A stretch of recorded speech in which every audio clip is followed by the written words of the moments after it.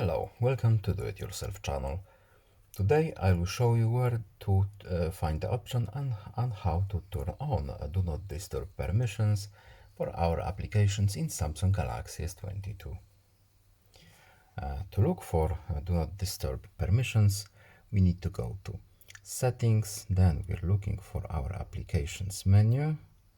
Here it is, and three dots menu here, and Special Access.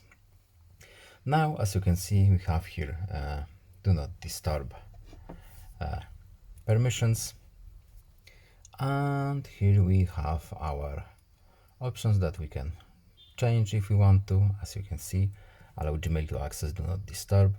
We have a short warning here, allow or not, and we can change a few things in this menu. That's it. I hope this video was helpful to you. Please leave a like and subscribe. Have a nice day and see you in the next video. Goodbye.